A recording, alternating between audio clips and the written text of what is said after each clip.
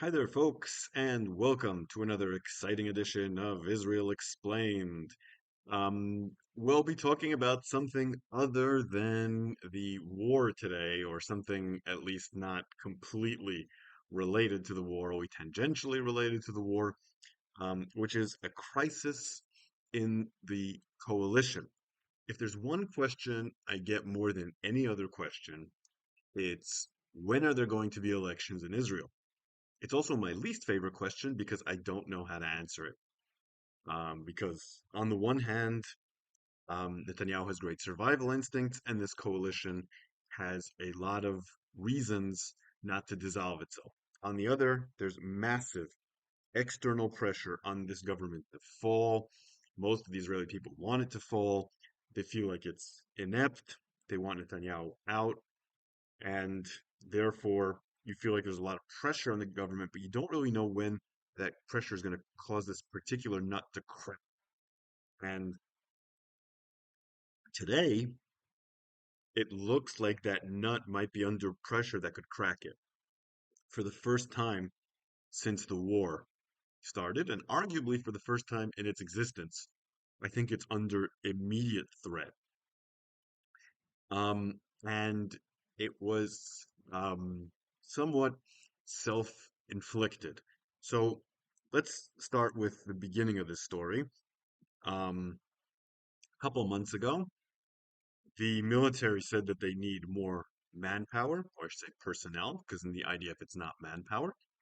Lots of women serve in very important roles, and therefore they wanted regular service to be extended by a few months and the amount of reserve service to be extended by a few months.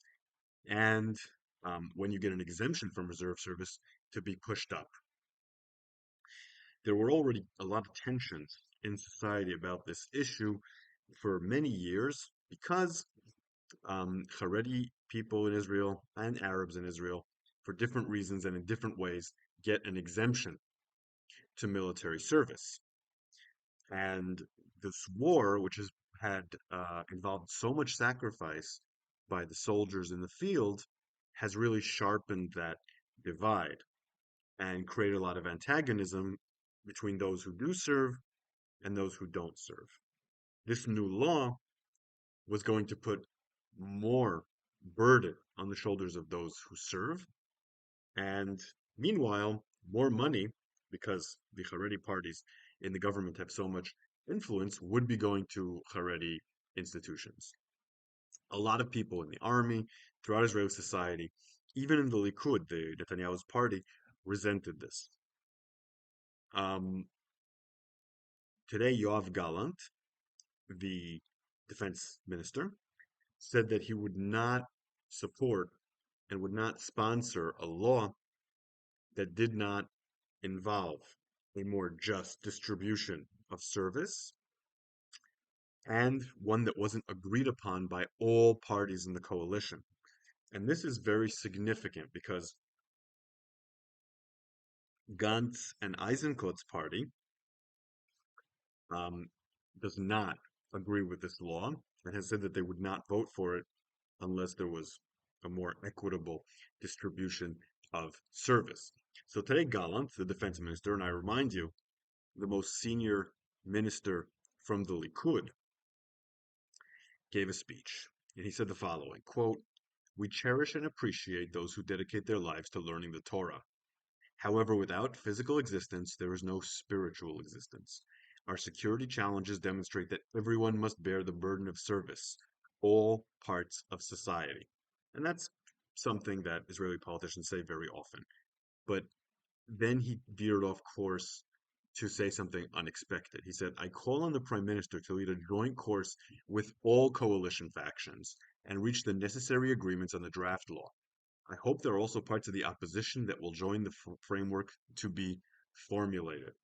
And he said that if they are not brought on board, the entire coalition and hopefully parts of the opposition, he will not sponsor it.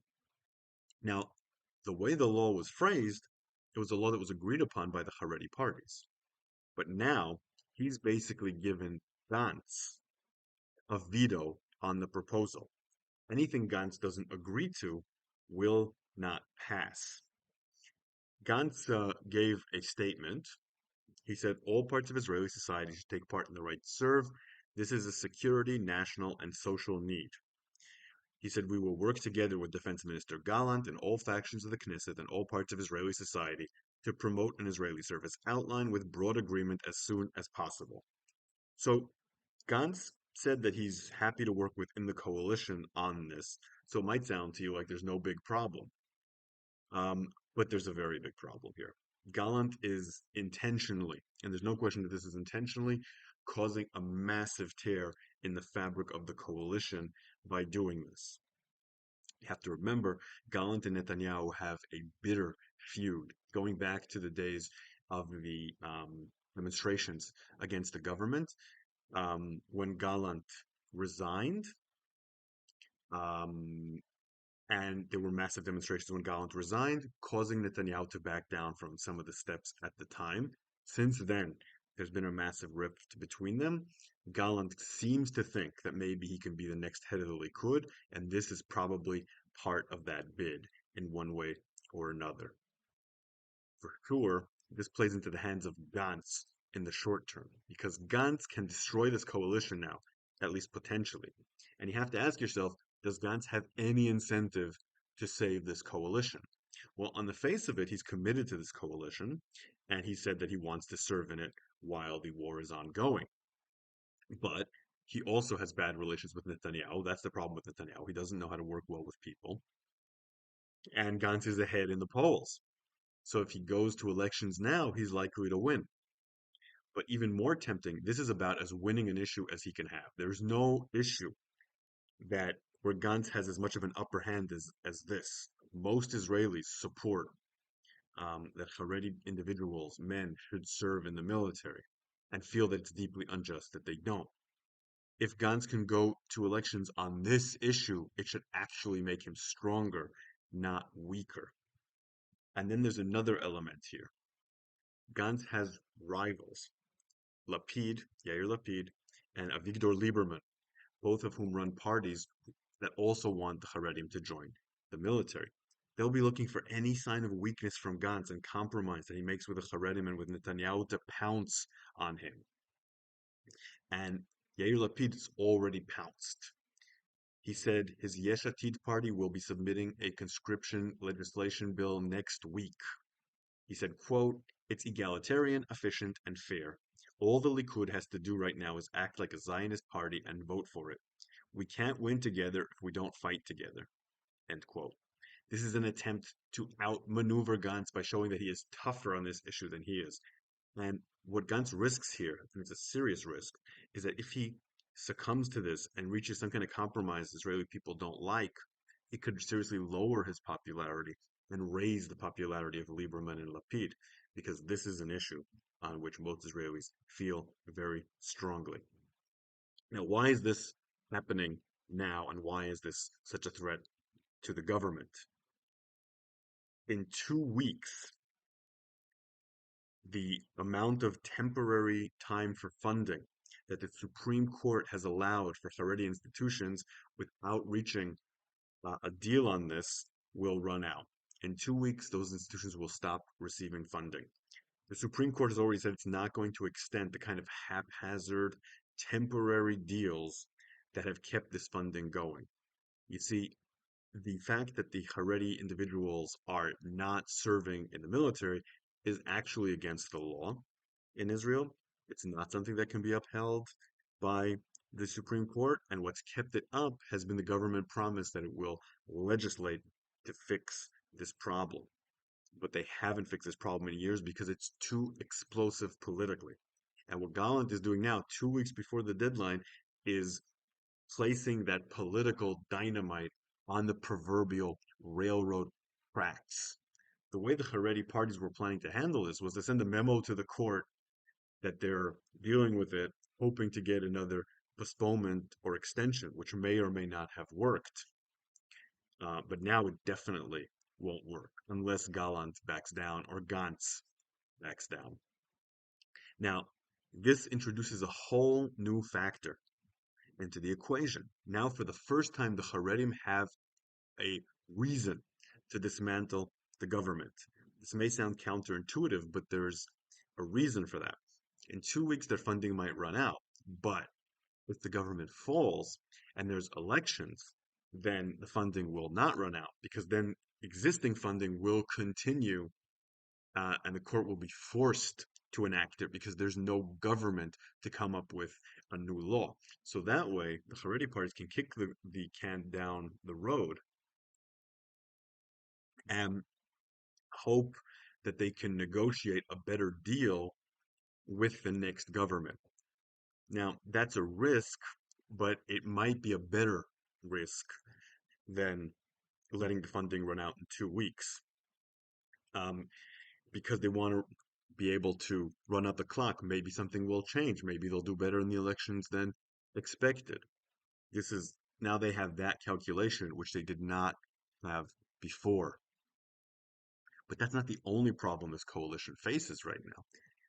Meanwhile, there's a growing schism with Ben Gvir. There's two issues right now with Ben Gvir, both of which can be existential. The first one, and it's one that hasn't come to the fore yet, is the hostage deal, right? So, a hostage deal is likely, in my opinion, by Ramadan. By the way, nothing I've seen in the last 2, 3 days has changed my mind at all. I think Hamas is rejecting this deal, come back with their own counteroffer. Israel will reject that, come back with their counteroffer. There'll be some last minute thing. That's what I'm seeing happening. Anyway, assuming that happens soon, Ben Gvir has said that he will be against a deal that he judges as too pro-Hamas, which is probably any potential deal that could actually be reached. Then there's also the issue of the Temple Mount and the Al-Aqsa Mosque. So with Ramadan coming, Ben Gvir, as the minister in charge of the police, wanted to put in restrictions for the first time to stop not Palestinians from worshiping there, to stop Arab citizens of Israel from worshiping there. The security services said that this would be a catastrophe and could inflame the Arab citizens of Israel at a time when they've been very quiet and have been very supportive of the state. Ben Gvir insisted, but now the cabinet, the wartime cabinet, overruled him, and they're going to allow Arab citizens to worship. But they didn't just overrule him; they took away his authority to deal with policy there at all. They decided that it was too sensitive in terms of security um, to allow Ben Gvir to run the policy, so they took it from him. A definite affront and slap in the face for this extreme right-wing minister. So all this is creating more resentment with Ben Gvir, while government seems to be falling apart from the other direction, creating another schism and another party that may want to escape from the constraints of the coalition. My guess is that this is the start of a crack that one way or another will lead to the end of the government. I'm not sure about that, but that's the sense I'm seeing here. I think that we're seeing a natural break, cracking from the pressure that is being placed on this government. There are too many countervailing pressures. There's too many people who want out for various reasons, and too many internal contradictions in this government. Only the war is holding it together, and the war seems to be fizzling out. Okay, I have a lot of questions, and some of them are quite challenging. Your questions have become more and more challenging and give me more and more of a headache each time, but in a good way. I have to do research, I have to really think, and very, very high level of viewers we have on this channel, so thank you so much. First question, JDB316 asks, given Netanyahu's precarious, to say the least, political state once the war ends, how likely is it that he follows a Gaza ceasefire by pivoting to Hezbollah in the north? Okay, so that is exactly what Netanyahu wants to do. He wants, as soon as there's a ceasefire, to go in the north. Um, there's two reasons for that. One is a security reason. The residents in the north don't want to go back until Hezbollah is cleared from the area near the border. Hezbollah is theoretically a bigger threat to Israel than Hamas is, but also we know there's a political incentive for Netanyahu to continue the war in order to keep this fractious coalition together. I don't think he'll be able to do it. I don't think he'll be able to go on a full out campaign. The problem he has is that Hezbollah, as soon as there's a ceasefire in Gaza, will stop firing. And then Israel is going to look like it's going into Lebanon and trying to bully Lebanon. Now, again, there are real security reasons to invade, but it'll look really bad. The United States, with elections coming up, is not going to put up with Israel invading Hezbollah, invading Lebanon, when Hezbollah is backing down. And that's what's going to happen because Hezbollah knows that if they do that, Israel will have its hands tied. Um, and once the United States stops supporting, the rest of the world stops supporting, there are all these measures Biden is taking behind the scenes to make Israel see that he's serious. I'm also not sure that Israelis, despite the fact that they're talking about how much Hezbollah needs to be defeated, I'm not sure Israelis have an appetite for it.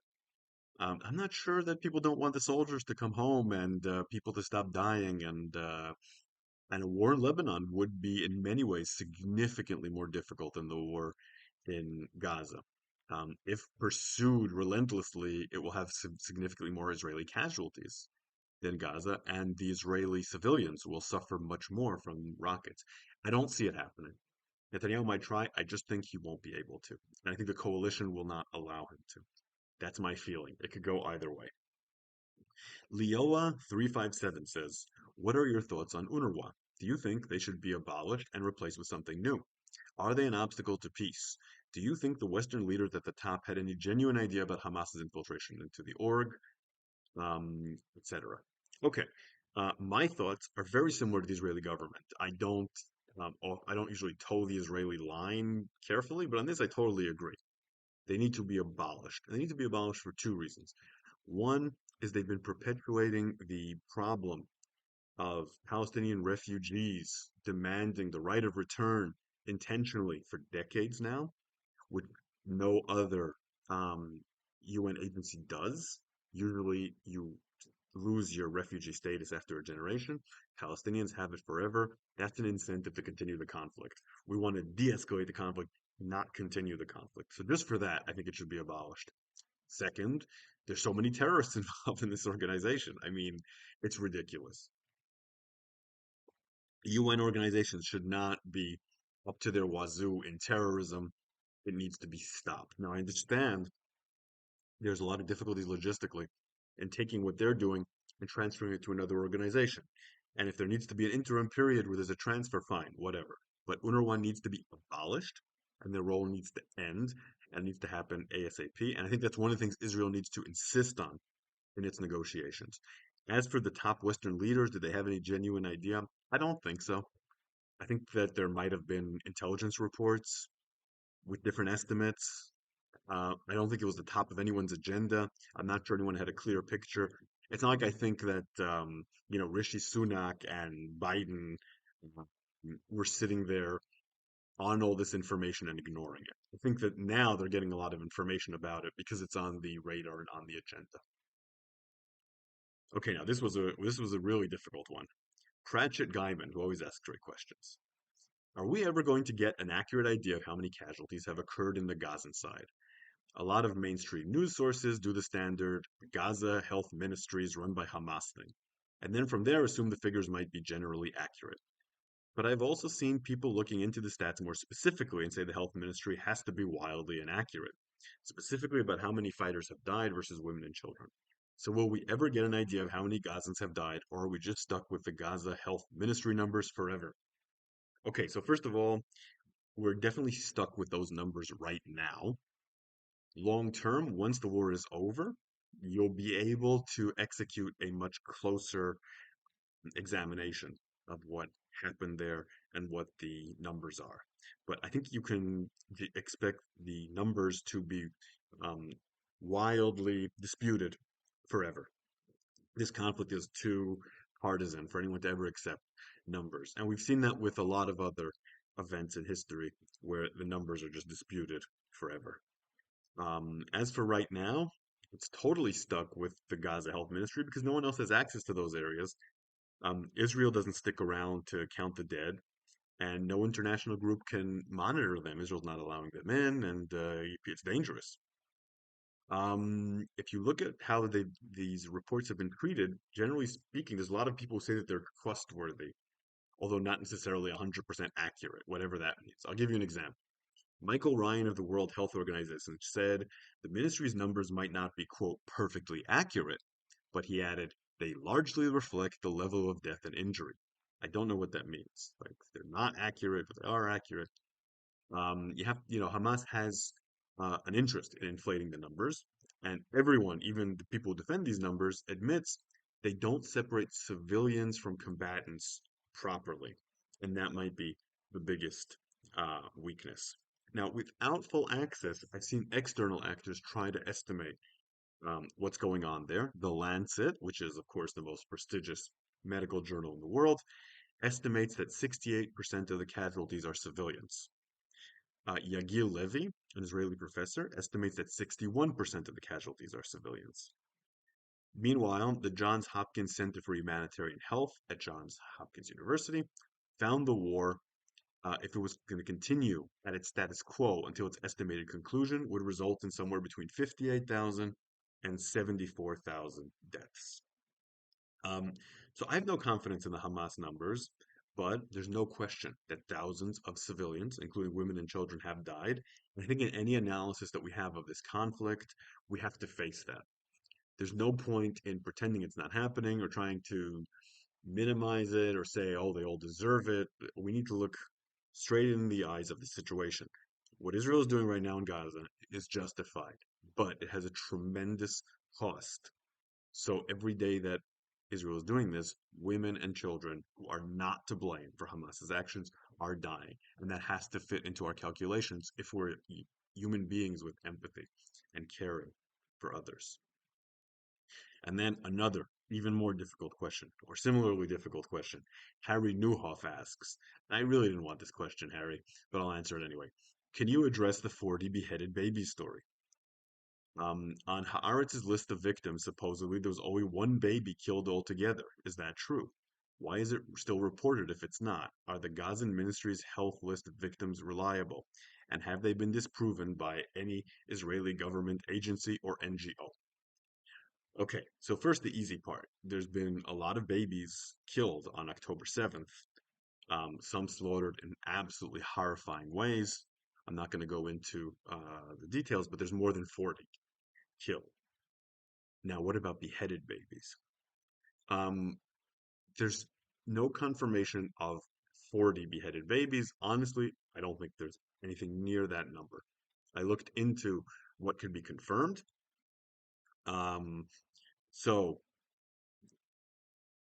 Colonel Golan Vach, who's head of the Military Search and Rescue Service, said that he saw the body of a mother protecting a baby. When I pulled it over, he says, quote, I saw a decapitated baby. I took it with my hands and I carried it and I put it in the body bag. I personally did it. He said while on a media tour, and I reached out to some sources I have, and they could confirm there was another baby that had been beheaded, gruesomely beheaded. So that's two that I can account for. That means that 40 is a very wild exaggeration. But a lot of babies were killed in other horrifying ways, about as horrifying as you can imagine. And I won't go into details. So, yeah, whoever spread the 40 decapitated baby thing was irresponsible, and that didn't help the Israeli cause and made a little bit of a laughingstock out of some of the more verified Israeli claims, and that's a shame. But it was time of war, confusion, and horror. Okay, so on that very cheerful note, we're going to end this episode. If you like what I do here, consider supporting me on Patreon at Shael Media. And I just put out a new podcast episode for History of the Land of Israel on the 12 tribes of Israel. Pretty proud of it. Also, the podcast has passed the 100,000 downloads mark with this episode. So thank you everyone for your support. I'll continue to do these whenever there's important news about Israel to be had.